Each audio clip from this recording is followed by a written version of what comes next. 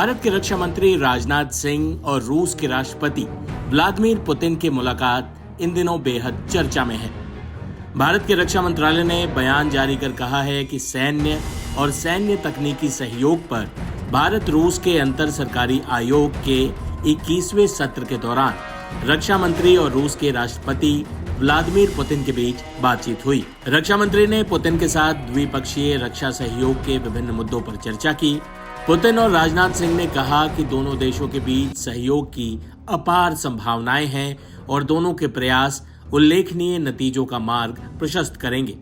राजनाथ सिंह ने पुतिन से कहा, दोनों देशों के बीच दोस्ती सबसे ऊंचे पर्वत से भी ऊंची और सबसे गहरे महासागर से भी अधिक गहरी है। उन्होंने कहा कि भारत हमेशा अपने रूसी दोस्तों के साथ खड़ा रहा है और भविष्य में भी ऐसा करना जारी रखेगा।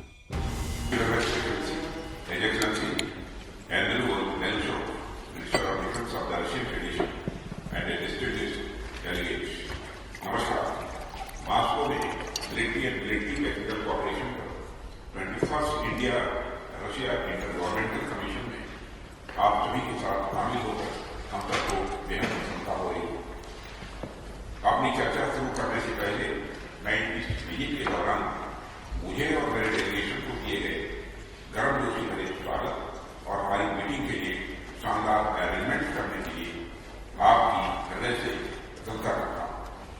मैं आज की मीटिंग के लिए ग्राउंड तैयार करने में हमारी टीमों द्वारा की गई बड़ी मेहनत के लिए उनके प्रति आभार व्यक्त करता हूं।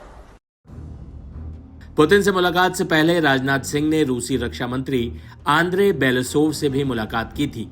इस दौरान राजनाथ सिंह ने सतह से हवा में मार करने वाली S-400 मिसाइल सिस्टम की 2 बची हुई यूनिट की जल्द डिलीवरी पर जोर दिया। भारत और रूस के बीच 2018 में S-400 एयर डिफेंस सिस्टम को लेकर डील हुई थी।